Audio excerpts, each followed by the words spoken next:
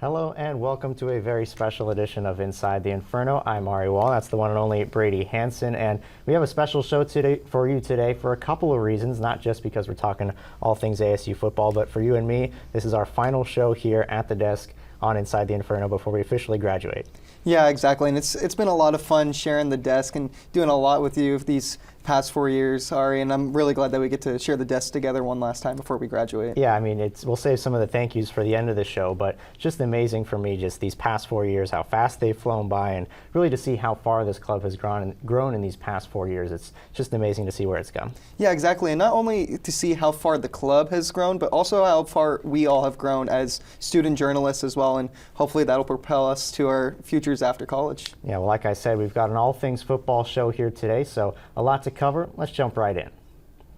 Well, no ASU sport captivated the national audience like head coach Kenny Dillingham's ASU football team. After a Big 12 championship and a heartbreaking loss to Texas in the college football playoff last year, redshirt sophomore quarterback Sam Leavitt will have his top wide receiving target in redshirt junior Jordan Tyson back for another year. Jesse Davis joins us now in studio with more. That's right, Ari. The Sun Devils are coming off of one of their most impressive seasons in team history. However, their season ended in heartbreaking fashion to Texas in double overtime of the Peach Bowl, losing 39-31. ASU has had much to look forward to this season, with one of those being the connection between quarterback Sam Leavitt and wide receiver Jordan Tyson. Tyson was the Maroon and Gold's leading receiver, hauling in 75 receptions for 1,101 yards and 10 touchdowns, averaging nearly 15 yards per catch. Whenever Arizona State needed to make a play, Tyson was its guy through the air. To put this into perspective, the next leading pass catcher for ASU was running back Cam Skattebo, who caught 45 receptions for 605 yards. With Skattebo declaring for the NFL draft, there's an added feeling of importance for Leavitt and Tyson to reestablish their connection. Tyson has proven he is a reliable target with his ability to release quick off of the line and find the space in defenses where Leavitt can feed him the football. Keeping defenses honest by having a balanced attack is something head coach Kenny Dillingham is going to continue to strive for, as everyone saw how much Tyson was missed in Arizona State's playoff run to end the season. Back to you guys at the desk.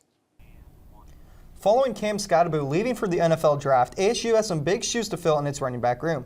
Tanner Buck joins us here at the desk to discuss the future of the Sun Devils ground game. So Tanner, what's the inside scoop on the plan for Arizona State's ground game in the future? A big factor for the Sun Devils is figuring out how to fill the void with Cam Skattebo gone this year. But with the season looming, ASU has a deep running back room filled with talent. The Maroon and Gold relied on their run game heavily last year, leading the conference in rushing attempts and top 5 in the conference in total rushing yards, yards per game, and touchdowns. Arizona State did this with a spread offense, keeping the option of the pass game always available, still emphasizing the importance of pounding the rock. Yeah, well, Tanner, it seems impossible that someone will be able to fully replicate Cam Skattebo's success after such a great year, but who are some of the names that you're looking out for in spring ball who might be able to step up in that backfield and make a big impact? One name to look out for this season is redshirt junior Raleek Brown. Unfortunately, we did not really get to see the USC transfer last season as he was hampered from a hamstring injury. The Southern California native from Mater Dei High School still has much left in the tank. Brown displayed how dynamic he was for his team, not only as a running back, but also as a wide receiver and kick returner, ranking at 22nd in the nation in combined return yards. His abilities and explosiveness will give him an opportunity to be a marquee player to keep an eye on leading into the fall. A familiar face in junior Kyson Brown returns this season to take on a bigger role in the offense. Although Skattebo took most of the workload at running back last season, Brown showed flashes last season with his opportunities given at running back in the pass and run game. This will be his third year in Dillingham's system. His impact on the offense will be highly anticipated, last year recording 541 combined yards and 3 touchdowns. On top of that, the Sun Devils will need to figure out how to utilize incoming Army transfer Kanye Udoh. The Black Knights posted a program-best 12-2 record last season. Udoh is coming off a great season where he had just over 1,100 yards rushing and 11 touchdowns. He showed poise and anticipation behind the line, breaking tackles and displaying breakaway speed at the next level. It will be interesting to see how the New Jersey native will adjust from a run-heavy attack to a balanced spread offense. Furthermore, it will be interesting to see how he meshes with offensive coordinator Marcus Arroyo's game plan. With multiple talented individuals that bring different skills to the table, ASU has a squad that could not only use one back, but multiple by committee possibly in their offense. And Tanner, what are some of the things you've heard from the coaches regarding these running backs? Glad you asked, Brady. Dillingham emphasized competition among the group.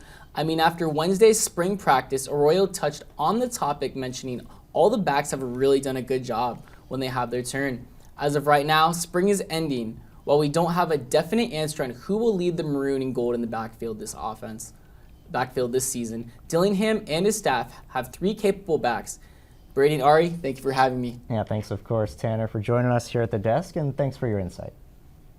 As we know, a quarterback is only as good as his receivers, and that'll be no different for Sam Levitt this season. Adam Kunin joins us in the studio to talk about Levitt's weapons for this upcoming season.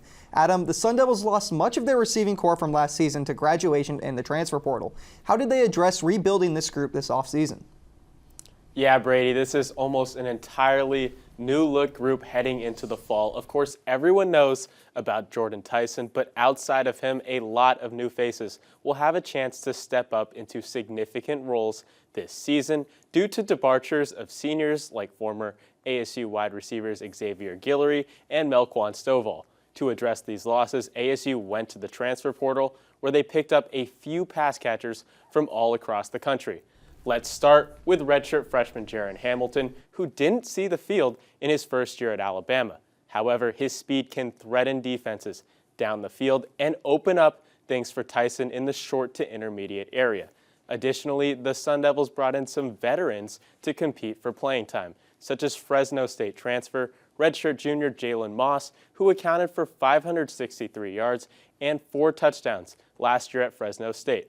Moss is joined by Clemson transfer redshirt sophomore Noble Johnson, who played 3 games for the Tigers last season and is looking for a bigger role here in Tempe. Despite the losses, ASU does return a few players to the receiving room last season. How do you figure some of these returners will factor into the offense this year? Well, among the returners, the Maroon and Gold's most valuable returning pass catcher actually comes from the tight end room in starting redshirt senior tight end Shimon Mateer. He tallied 306 receiving yards and 5 touchdowns in his first year in Tempe. Meanwhile, on the receiving front, many of these returners are guys that redshirted last year and didn't see much playing time, but have the potential to be impact players in 2025. For example, senior receiver Malik McLean redshirted for most of the season last year, but was able to play in the Big 12 Championship and Peach Bowl due to postseason games not counting against his redshirt. He flashed his big play potential in these outings with a 40-plus yard catch in each of those games, including a 42-yard touchdown in the Peach Bowl. His size and jump ball ability could make him an interesting piece on the outside. Some other names to watch include redshirt freshman Zachariah Sample and redshirt sophomore Derek Eusebio. Sample is a bit faster and has showcased his blazing speed in spring practices, but Eusebio is plenty quick in his own regard, as showcased by his 64-yard touchdown reception against Arizona in his only catch of his freshman campaign. Both will contend for snaps in the slot when Tyson lines up outside. You've been to many of these spring practices. Among these new and returning players, who stood out to you the most in camp? I'd say that among the newcomers, Hamilton is really the guy that's shown the strongest connection with quarterback Sam Levitt. Also, Kenny Dillingham has specifically mentioned Hamilton multiple times after practice, even calling his speed, quote, an X factor for the Sun Devils offense. I'd also keep an eye on freshman tight end A.J. Ia. He's made a few highlight grabs throughout the spring, and offensive coordinator Marcus Arroyo mentioned that the team wants to implement some 13 personnel. That means utilizing 1 running back and 3 tight ends, which could help the freshman get on the field in his first season as a Sun Devil. Thanks for joining us at the desk, Adam, to provide us with an outlook on ASU's pass catchers. Yeah, certainly a lot to look forward to on offense for the Devils. And one thing Arizona State would love to see improved this coming season is the kicking game. From having open tryouts in the middle of last season to a missed opportunity in the Peach Bowl, the kicking game was far from perfect. Maya Hall has more on the new leg for the Sun Devils. The Sun Devils could not quite find their footing in the kicking game last fall. ASU went 11 for 20 on field goals over the season. After the loss to Cincinnati, frustrations reached a peak with 2 crucial missed field goals.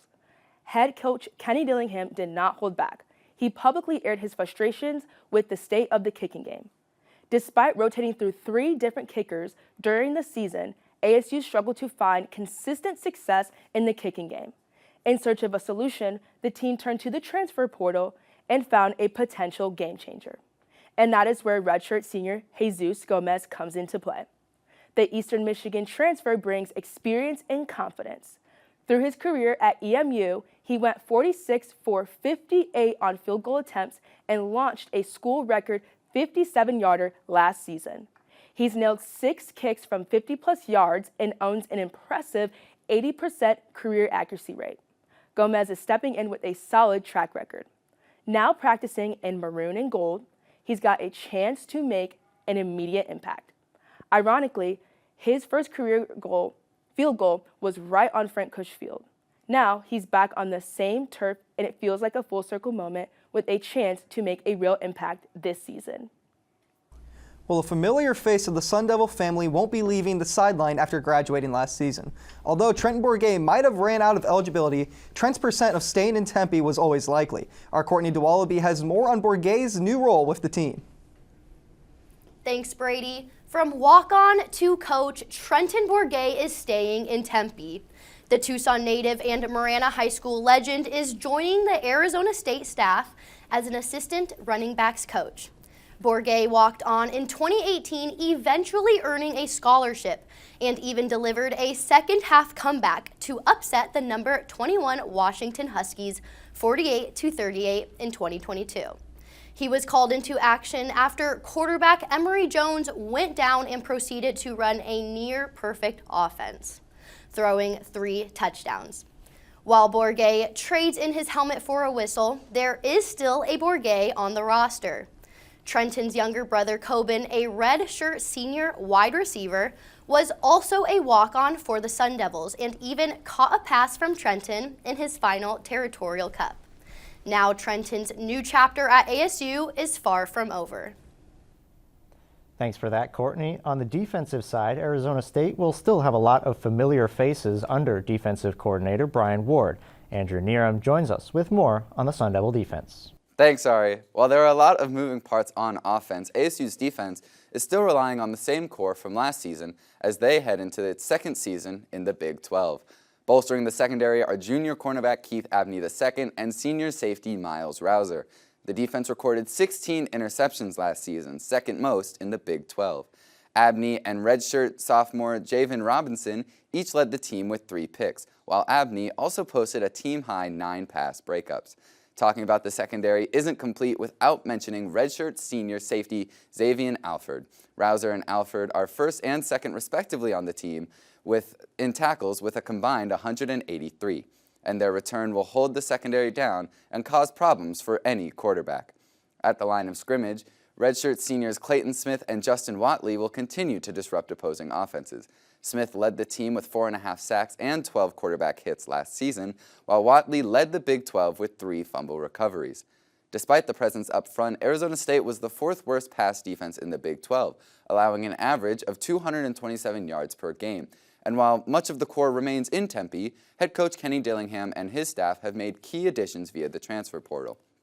Dillingham has prioritized the secondary, picking up 2 key cornerbacks, both from Purdue. Redshirt senior Kendrich Breedlove and senior Nyland Green joined the Sun Devil secondary. Breedlove had 3 of 4 interceptions for Purdue last season, and Green was second on the team in pass breakups with 5. These additions, combined with a solid returning core, could help Arizona State turn the corner defensively and climb out of the bottom of the Big 12 in pass defense. Coming off of a college football playoff appearance and with a revamped roster full of motivation, the Sun Devils look to make noise in 2025. Back to you guys at the desk. Last year, EA Sports brought back a fan-favorite video game franchise in college football. And if you plan on getting this year's edition, you might see some familiar faces on the cover of the game. While nothing is 100% confirmed yet, there have been reports and pictures that the Sun Devils head coach Kenny Dillingham and quarterback Sam Levitt were at the photo shoot for the cover of College Football 26. This would be a well-deserved recognition for the two young talents that have revitalized the Sun Devils football program. There's still no official release date for the game, but EA Sports has announced it will be available sometime this summer. NIL, name, image, and likeness, may be among the most popular terms in college sports these past few years. And recently, the Grant House versus NCAA case has been making its way through the courts. With more on House, who is a former Sun Devil, is our own Tyler Bednar. The world of college sports has changed greatly over the past half-decade. On July 1st, 2021, college athletes were officially able to sign name, image, and likeness deals, which have completely taken over college sports. House versus NCAA has been one of the most impactful lawsuits in the post-NIL era. Grant House, a former Arizona State swimmer, is one of the lead plaintiffs in the antitrust case. The lawsuit, when officially settled, will pay about $2.8 billion to former athletes who competed from 2016 to 2024. Additionally, schools will have the ability to pay athletes up to $20.5 million in revenue sharing from things like sponsorships, media rights, and ticket sales per year beginning in the 2025-26 season. With this case, scholarship limits will likely be replaced by roster limits. It's likely that the new roster limit will be 105 for football, cutting walk-ons entirely. Head football coach Kenny Dillingham spoke to the media about the case Monday, saying he 100% prefers the idea of still allowing players to walk on. The idea to grandfather in current college athletes has been suggested by Judge Claudia Wilkin during the hearing. Dillingham also added that it's not fun telling kids they're not on the team. Dillingham says that he hopes the roster number gets resolved soon enough so he can give good advice to his players and players around the country. Back to you guys at the desk. Well, that'll do it for this edition of Inside the Inferno. And before I wrap up, I just want to say a big thank you to both Ryan Blank and Paul Schultz for everything they did for the studio show, starting back in our freshman year all the way up through to last year.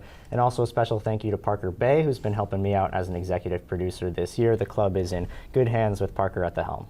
Yeah, and a big thank you to you as well, Ari, as you've been huge behind the scenes to help run this show this past couple of years. I appreciate it. So thank you. Thanks so much. And don't forget to follow us on X and Instagram at Inferno Intel, and check out our website at infernointelmedia.com. Well, for Brady Hanson and the rest of our amazing crew, I'm Ari Wall. Thanks so much for watching, and even though you won't see the two of us anymore, we'll still see you on Inside the Inferno.